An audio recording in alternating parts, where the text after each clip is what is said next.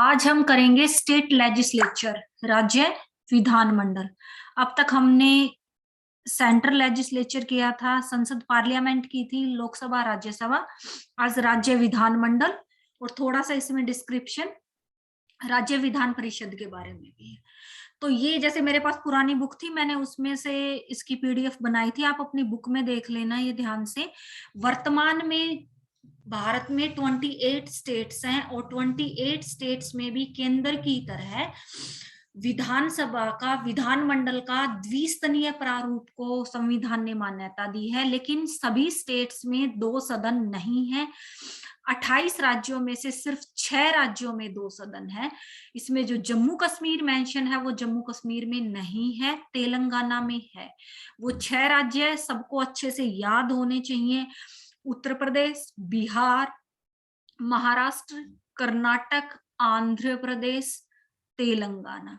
जम्मू कश्मीर में विधान परिषद, विधानमंडल द्विसदनीय विधानमंडल नहीं है। जम्मू कश्मीर में एक सदनीय है, क्योंकि इस बुक में जो डेटा है वो जम्मू कश्मीर के यूटी बनने से पहले का है। अब जम्मू कश्मीर यूनियन टेरिटरी बन चुका है।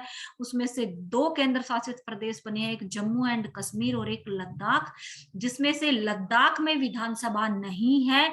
सिर्फ जम्मू कश्मीर में एक सदनीय विधानसभा है। और इसी के साथ साथ एक इंपॉर्टेंट चीज और याद रखनी है, हमारे अब 9 केंद्र शासित प्रदेश है, 9 यूनियन टेरिटरी है। उन 9 यूनियन टेरिटरीज में से 3 यूनियन टेरिटरी, 3 केंद्र शासित प्रदेशों में विधानसभा है, एक सदनीय विधान मंडल है। जैसे संसद के 2 सदन है, लोकसभा, राज्यसभा, इसी तरह राज्यों में 2 स्तरीय विधानमंडल प्रावधान है, द्विसदनीय, एक विधानसभा, एक विधान परिषद। 28 राज्यों में से सिर्फ 6 राज्यों में विधान परिषद है, मीन्स द्विसदनीय विधान मंडल है। सभी में, बाकी सब में सिर्फ एक सदनीय विधानमंडल है, सिर्फ विधान सभा।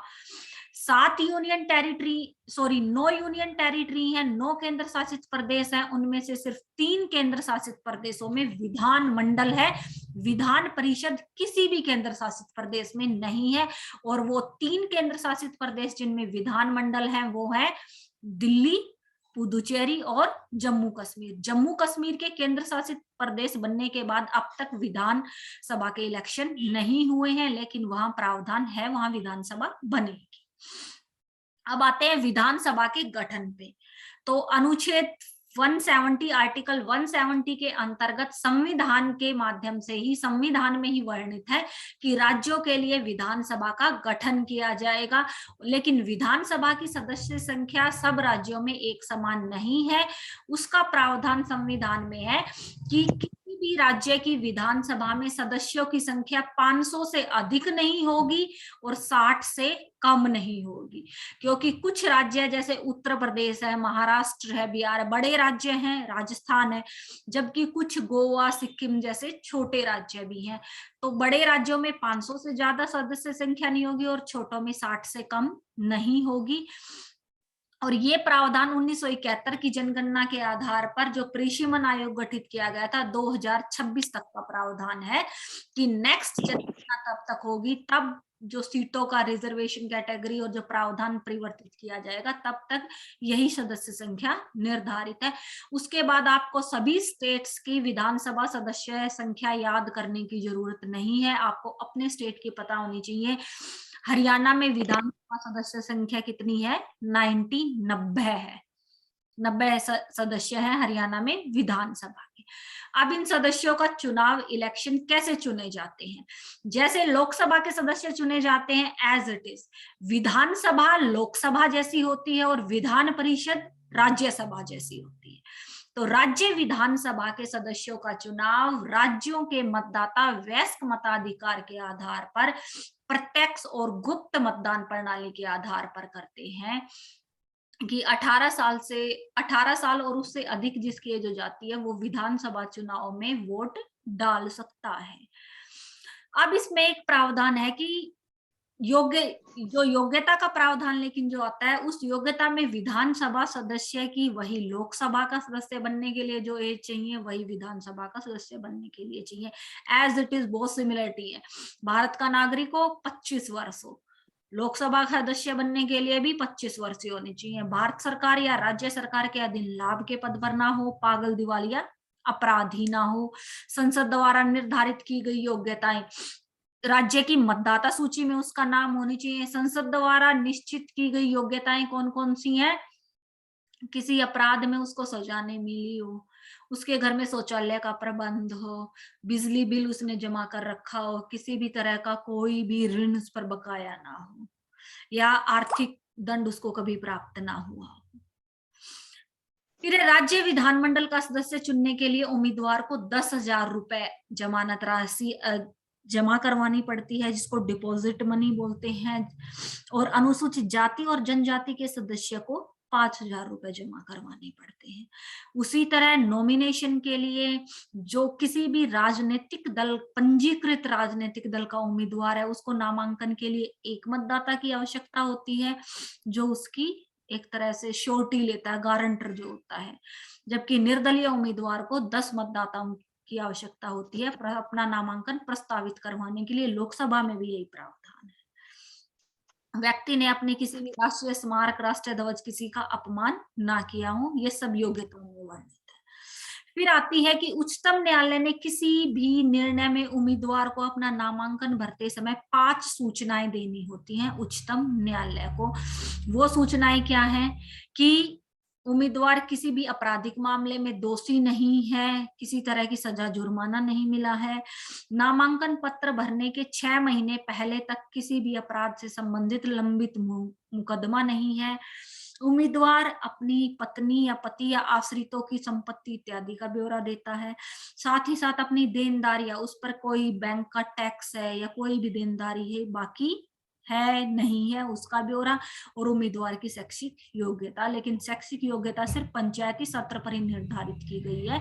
यहाँ ये नहीं है कि कोई पढ़ा लिखा नहीं है तो उसका प्रावधान नहीं अब तक अप्रूवल हो पाया है। फिर आता है विधानसभा सदस्यों का कार्यकाल, तो वही है जो लोकसभा सदस्यों का होता है, 5 वर्ष। लेकिन 5 वर्ष पूर्व भी इन्हें पद से हटाया जा सकता है। पहली शर्त ये पद से स्वयं त्याग पत्र देके हट सकते हैं, और दूसरी अवस्था में जब राज्यपाल के परामर्श पर राज्य में राष्ट्रपति शासन लागू हो जाता है, तो उस राष्ट्रपति शासन की अवधारणा में विधानसभा को भंग कर दिया जाता है। राज्य की जो सरकार है, मुख्यमंत्री, उसका मंत्रिपरिषद और लोक जो विधानसभा है वो भंग हो जाएगी, और वहां पर केंद्र की संसद का, केंद्र की लोकसभा का शासन चलेगा, और 6 महीने की अवधि तक एक बार लागू होता है। उसके बाद भी ये अगर मंत्रिपरिषद सहमति दे दे, संसद सहमति दे, तो ये राष्ट्रपति शासन को आगे बढ़ाया जा सकता है। अदरवाइज 6 महीने में नई विधानसभा का इलेक्शन कराया जाता है। तो भंग करने का अधिकार है राज्यपाल के पास। आते हैं वेतन और भत्ते। तो वेतन और भत्तों की कैटेगरी में भी जो राज्यों की विधानसभा होती है, केंद्र शासित प्रदेशों की विधानसभा है, उनमें भी अलग अलग है, और उसी के साथ साथ राज्यों की आर्थिक अवस्था पर भी निर्भर है कि वो अपने विधानसभा सदस्यों को क्या वेतन और भत्ते देते हैं। आमतौर पर 35,000 रुपए से लेके 20,000 रुपए तक का निर्वाचन भत्ता, 35,000 रुपए मासिक वेतन का प्रावधान है। हरियाणा विधानसभा में मासिक वेतन के रूप में 20,000 रुपए दिए जाते हैं, और 20,000 रुपए उसे अपने निर्वाचन क्षेत्र के भत्ते, साथ साथ कार्यालय भत्ता या फिर अन्य सुविधाएं प्रदान की जाती है।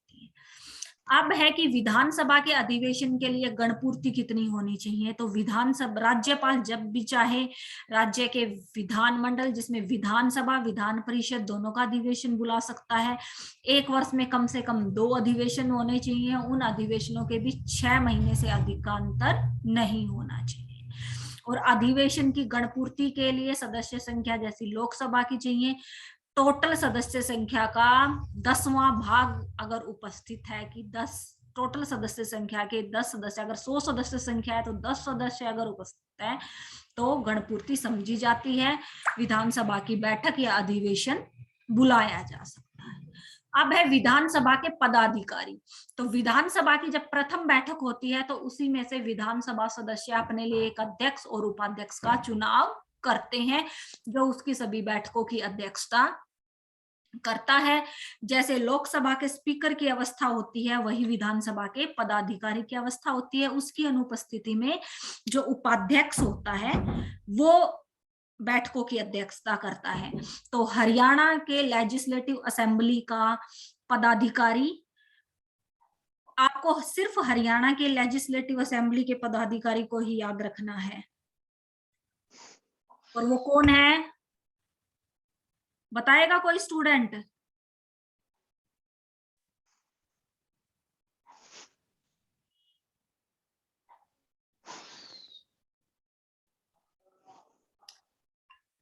फिर इसी के साथ साथ निहित है विधान परिषद की। ये देखना बेटा एक बार कि विधानसभा के अध्यक्ष कौन है पदाधिकारी, वरना फिर मैं देख के कल बताती हूँ क्लास में कि विधान परिषद की रचना।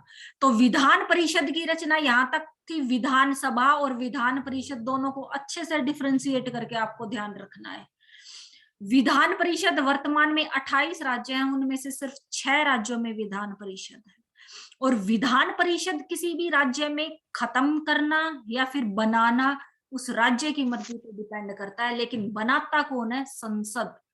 जैसे हरियाणा का विधानसभा जो है वो चाहती है कि विधान परिषद भी होना चाहिए।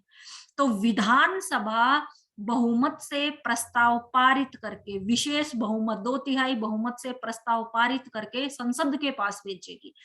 संसद के दोनों सदन, लोकसभा राज्यसभा, साधारण बहुमत से उस प्रस्ताव को अगर पारित कर देते हैं तो हरियाणा में भी विधान परिषद का गठन हो जाएगा। और विधान परिषद को समाप्त करने का प्रावधान भी यही है। तो विधान परिषद के सदस्यों की संख्या विधानसभा के सदस्य संख्या से 1/3 से अधिक की टोटल सदस्य संख्या के तिहाई से ज्यादा नहीं होगी विधान परिषद सदस्यों की संख्या। और जो छोटे राज्य हैं जहां विधानसभा सदस्यों की संख्या 60 से कम नहीं है, वहां विधान परिषद सदस्यों की संख्या भी 40 से कम नहीं होगी। लेकिन जम्मू कश्मीर में 40 से कम थी क्योंकि उस राज्य को विशेष दर्जा प्राप्त था। लेकिन अब जम्मू कश्मीर में विधान परिषद नहीं है। अब सिर्फ 6 स्टेट में है, बिहार, कर्नाटक, उत्तर प्रदेश, महाराष्ट्र, आंध्र प्रदेश और तेलंगाना। ये आपको अच्छे से याद रखना है। अब विधान परिषद के सदस्यों का चुनाव कैसे होता है? तो 1/3 सदस्य तो विधानसभा के सदस्यों द्वारा चुने जाते हैं, जबकि इसमें डिफरेंशिएट है। राज्यसभा जो होती है, राज्यसभा के सारे सदस्य विधानसभा सदस्यों द्वारा चुने जाते हैं, जबकि विधान परिषद राज्यों में राज्यसभा की तरह है, लेकिन उसके सदस्य अलग अलग कैटेगरीज में अब इलेक्टेड होके आते हैं। 1/3 सदस्य तो विधानसभा के सदस्य चुनेंगे, फिर 1/3 नेक्स्ट सदस्यों को नगर पालिका, पंचायत, पंचायत समिति के सदस्य चुनेंगे, जो स्थानीय संस्थाएं, स्थानीय निकाय हैं, उनके द्वारा चुने जाते हैं। फिर 1/12 सदस्यों को 3 वर्ष पुराने स्नातक की ग्रेजुएशन जिन्होंने कर रखी, वो अपना नामांकन दर्ज करवा के या समर्थन प्रदान करके उन सदस्यों को चुनेंगे। फिर 1/12 सदस्यों को ही माध्यमिक या उच्चतर सत्र की शिक्षण संस्थाओं में जो व्यक्ति पढ़ा रहे हैं उनके द्वारा मनोनीत किया जाता है। और फिर 1/6 सदस्यों को राज्यपाल मनोनीत करता है। जैसे राज्यसभा में 12 सदस्यों को राष्ट्रपति मनोनीत करता है, उसी तरह से 1/6 सदस्यों को विधान परिषद में राज्यपाल मनोनीत करता है। और वो व्यक्ति होने चाहिए साहित्य, कला, विज्ञान या समाज सेवा के क्षेत्र में प्रसिद्धि प्राप्त व्यक्ति। अब आती है विधान परिषद की योग्यताएं। तो विधान परिषद की योग्यताओं को लेके विधान परिषद की योग्यताओं में एक डिफरेंशिएट सिर्फ यही है जो एज फैक्ट है। जैसे लोकसभा की 25 साल थी, विधानसभा की भी 25 वर्ष थी, राज्यसभा की 30 वर्ष थी, तो विधान परिषद का सदस्य बनने के लिए भी आयु सीमा 30 वर्ष है। बाकी सभी वह भारत का नागरिक हो, 30 वर्ष की आयु पूरी कर चुका हो, सरकारी लाभ के पद पर ना हो, संसद द्वारा निर्धारित सभी योग्यताएं रखता हो, किसी तरह का बकाया उस पर ना हो। तो विधान परिषद एक तरह से राज्यों में वही भूमिका अदा करती है जो सेंटर में सेंटर में हमारी राज्यसभा करती है।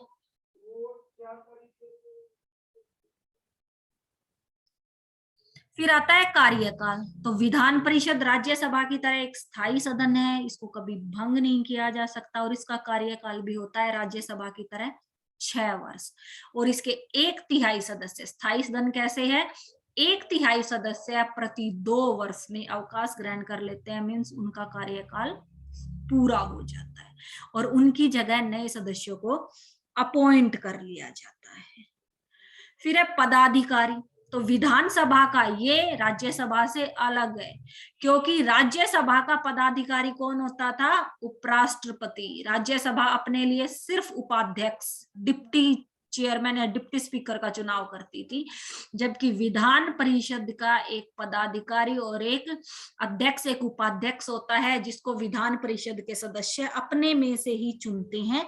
जब उसकी प्रथम बैठक होती है तो उस बैठक में ये चुनाव संपन्न कराया जाता है। फिर बात आती है अधिवेशन की। अधिवेशन की भी वही अवधारणा है, राज्यपाल के द्वारा बुलाया जाता है, वर्ष में कम से कम 2 बार अधिवेशन होना अनिवार्य है, और 2 अधिवेशनों के बीच 6 महीने से अधिक का अंतर नहीं होना चाहिए। हरियाणा विधानसभा के स्पीकर की बात आई थी ना, हरियाणा विधानसभा के स्पीकर कौन है, तो सभी अपनी बुक में मेंशन कर लेना बेटा। हरियाणा विधानसभा के स्पीकर हैं ज्ञानचंद गुप्ता। कि याद रखनी है आपको सिर्फ हरियाणा विधानसभा की सीटें और हरियाणा विधानसभा के स्पीकर। फिर विधान परिषद के अधिवेशन के बाद आती है सदस्यों के विशेषाधिकार, और ये सदस्यों के विशेषाधिकार विधान परिषद के साथ साथ विधानसभा सदस्यों के भी होते हैं, कि विधान परिषद के या विधानसभा के सदस्यों को सदन में भाषण देने की पूरी स्वतंत्रता होती है। सदन में उन्होंने जो भाषण दिया है उस भाषण के आधार पर उन पर कोई मुकदमा नहीं चलाया जा सकता। सदस्यों को अधिवेशन शुरू होने के 40 दिन पहले और अधिवेशन चल रहा है उस ड्यूरेशन और अधिवेशन के समाप्त होने के 40 दिन बाद तक किसी भी मुकदमे के लिए बंदी नहीं बनाया जा सकता है। फिर बात आती है वेतन और भत्तों की। तो विधान परिषद के सदस्यों के वेतन तथा भत्ते अलग अलग होते हैं, क्योंकि हर राज्य की विधानसभा द्वारा निश्चित किए जाते हैं ये वेतन और भत्ते, क्योंकि सदस्यों का चुनाव भी 1/3 सदस्य विधानसभा सदस्य ही चुनते हैं। फिर है विधान परिषद की स्थापना एवं विघटन, कि कैसे विधान परिषद को स्थापित किया जा सकता है किसी भी स्टेट में, कैसे समाप्त किया जा सकता है। और इसके लिए ये आर्टिकल जरूर याद रखना है, आर्टिकल 169, ये विधान परिषद की स्थापना और विघटन का प्रावधान करता है।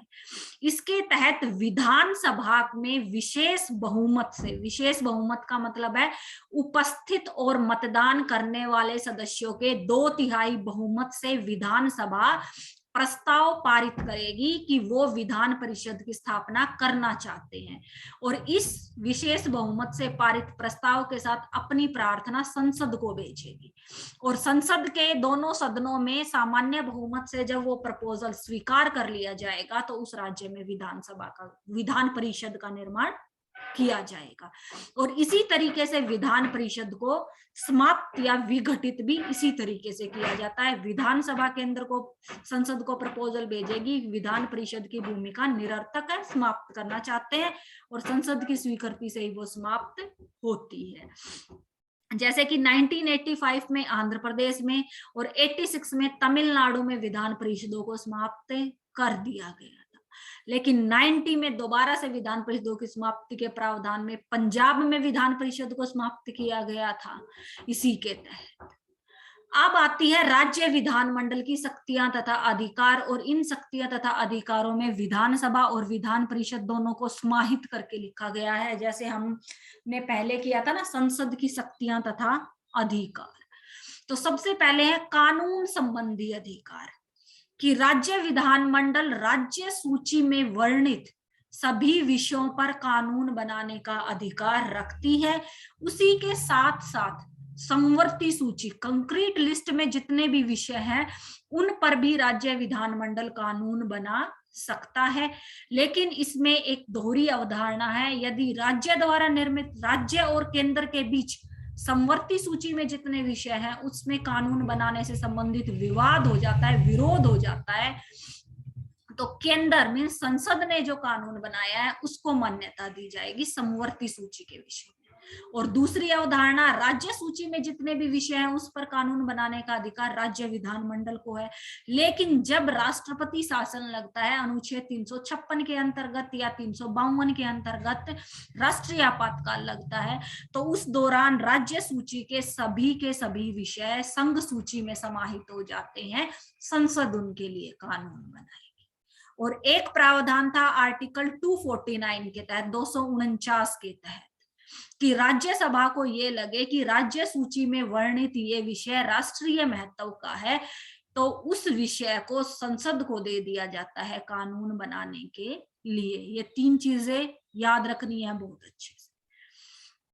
और इसी के तहत कानून बनाने से संबंधित सीमाएं भी एज इट इज है, आप इनको पढ़ोगे, यही सारी है कि कानूनों से संबंधित अवधारणा क्या है राज्य विधानमंडल की। राज्य सूची में दिए गए सभी विषयों पर राज्य विधानमंडल कानून बनाता है, साथ ही साथ समवर्ती सूची में दिए गए विषयों पर भी राज्य विधानमंडल संसद के साथ मिलकर कानून बनाता है। लेकिन अगर विरोध हो जाता है तो संसद का कानून मान्य रहता है। अब है सीमाएं कि राज्य विधानमंडल की कानून बनाने की शक्ति पर कुछ सीमाएं, कुछ पाबंदियां लगाई गई। तो पहली वही है, राष्ट्रपति जब संकट काल की घोषणा करता है तो राज्य सूची के सारे विषय संसद के पास चले जाते हैं। उसी तरह ये संकट काल है आर्टिकल 352 के तहत, राष्ट्रीय आपातकाल जिसको बोलते हैं।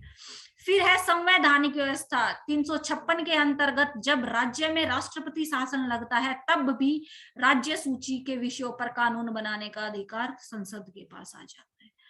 फिर नेक्स्ट है, जब राज्यसभा आर्टिकल 249 के तहत राज्यसभा के कुल सदस्यों के 2/3 बहुमत से ये पारित हो जाए कि राज्य सूची में दिया गया विषय राष्ट्रीय महत्व का है, तो उस पर भी कानून संसद बनाएगी। फिर कुछ विधेयक, अब विधानमंडल में कोई भी विधेयक जब पारित होता है तो अंतिम स्वीकृति के लिए राज्यपाल के पास जाता है। तो आर्टिकल, राज्यपाल जब हमने किया था तब किया था ये कि आर्टिकल 200 के अंतर्गत राज्यपाल के पास ये अधिकार है कि वो राष्ट्रपति की स्वीकृति के लिए किसी भी विधेयक को सुरक्षित रख सकता है या राष्ट्रपति को भेज सकता है। और राष्ट्रपति को जब राज्यपाल वो विधेयक भेजता है तो राष्ट्रपति परामर्श लेता है प्रधानमंत्री और उसकी मंत्रिपरिषद से, अप्रत्यक्ष रूप से संसद से। अब नेक्स्ट है, विधानमंडल में उच्च न्यायालयों के जो हाई कोर्ट होते हैं वो राज्यों के अंतर्गत आते हैं, उच्च न्यायालय। तो उच्च न्यायालयों के न्यायाधीशों के कार्यों के संबंध में भी या फिर वाद विवाद से संबंधित निर्णय भी संसद के क्षेत्राधिकार के अंतर्गत। फिर है, अगर संघ सरकार में केंद्र की सरकार दूसरे देशों से कोई भी संधि समझौता करते हैं और वो संधि समझौता किसी राज्य से संबंधित है, तो उस राज्य से संबंधित है तो उस पर राज्य कानून नहीं बनाएगा, संसद कानून बनाएगा। और लास्ट आता है कि कुछ ऐसे विषय भी होते हैं जिन पर बनाए गए कानून तभी लागू होंगे राज्यों में जब राष्ट्रपति उसकी स्वीकृति देगा। ये नहीं कि राज्य विधानमंडल या राज्यपाल ने स्वीकृति प्रदान कर दी तो वो कानून लागू हो जाएंगे। इसी तरह राज्य की विधानपालिका संविधान में कोई संशोधन नहीं कर सकती, क्योंकि संविधान में संशोधन करने का अधिकार संसद के पास है, विधानमंडल के पास नहीं है। राज्य के विधानमंडल की बैठक जब ना हो रही हो तो राज्यपाल अध्यादेश जारी कर सकता है, जैसे संसद के लिए राष्ट्रपति अध्यादेश जारी करता है। इसी तरह से विधानपालिका द्वारा बनाए गए किसी भी कानून को उच्च न्यायालय वैध घोषित कर सकता है, जैसे संसद द्वारा बनाए कानूनों को उच्चतम न्यायालय वैध घोषित कर सकता है। ये सारे विधानमंडल के वैधानिक कार्य या कानून संबंधी कार्य। फिर विधानमंडल के आते हैं वित्त संबंधी कार्य, कि राज्य विधानपालिका को भी राज्य के शासन संचालन के लिए वित्तीय मामलों का पर पूरा नियंत्रण होता है। राज्य की सरकार का टैक्स लगाए जाते हैं राज्य सरकार के द्वारा, और उनसे जो धन एकत्रित होता है वो उनके पास होता है, और कुछ जो केंद्र सरकार द्वारा टैक्स लगाए जाते हैं वो धन भी उन्हें प्रदान किया जाता है। हर साल वित्त बिल प्रस्तुत किया जाता है विधानसभा में, लेकिन वित्तीय बिल हमेशा विधानसभा में प्रस्तुत किया जाता है। विधान परिषद अगर किसी राज्य में है तो विधान परिषद उस बिल को सिर्फ 14 दिन के लिए रख सकती है। 14 दिन तक अगर कोई कार्यवाही नहीं करती है तो बिल को पारित समझा जाता है, जैसा संसद में होता था। लेकिन वित्त संबंधी अधिकार में भी कुछ सीमाएं हैं। पहला, जो भी खर्चा राज्य ने अपने संचित निधि से किया है, कंसोलिडेटेड फंड स्टेट की भी होती है, सेंटर की भी होती है अलग, उसमें से जो भी खर्चा किया गया उस पर विधानमंडल में बहस हो सकती है, लेकिन वोटिंग नहीं हो सकती है। और वो खर्च होते हैं राज्यपाल के वेतन भत्ते, विधानसभा के अध्यक्ष, उपाध्यक्ष, विधान परिषद के सभापति, उपसभापति, उच्च न्यायालयों के न्यायाधीशों के वेतन भत्ते, पेंशन, सरकारी ऋण कि राज्य ने केंद्र से जो ऋण लिया है, दूसरे राज्यों से जो ऋण लिया है, या कोई भी खर्चा जो संसद या विधानमंडल के कानूनों द्वारा निश्चित किए गए हैं। राज्यपाल की आज्ञा के बिना विधानपालिका किसी भी वित्तीय मामले पर विचार विमर्श नहीं कर सकती है। राज्यपाल की स्वीकृति अनिवार्य है। और इसी तरह विधानपालिका सरकार द्वारा प्रस्तावित किसी भी वृद्धि, मांग की वृद्धि में वृद्धि नहीं कर सकती है, सिर्फ कटौती कर सकती है। कि जब सरकार वित्त बिल प्रस्तुत करती है तो जितनी मांग रखती है पैसे की, उसको कटौती की जा सकती है, उसको बढ़ाया नहीं जा सकता।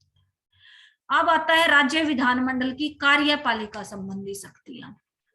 तो राज्यों में भी संसदीय शासन प्रणाली है, जिसके तहत एक मुख्यमंत्री और उसकी मंत्री परिषद होती है।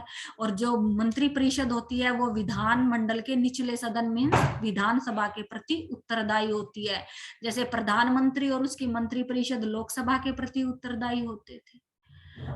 तो कार्यपालिका संबंधित उनसे प्रश्न, पूरक प्रश्न पूछे जा सकते हैं, कामरों को प्रस्ताव पारित किया जा सकता है, मंत्रियों द्वारा बिलों के लिए स्वीकृति का जा सकता है, मंत्रियों के विरुद्ध अविश्वास प्रस्ताव पारित हो जाता है। और अविश्वास प्रस्ताव जब पारित होता है तो स्पीकर मंत्री परिषद को विश्वास प्रस्ताव पारित करने के लिए बोलता है। और अगर वो विश्वास प्रस्ताव मीन्स बहुमत साबित करने में असफल होते हैं तो उनकी सरकार खत्म हो जाती है, फलस्वरूप विधानसभा भंग हो जाती है। नेक्स्ट है संवैधानिक अधिकार।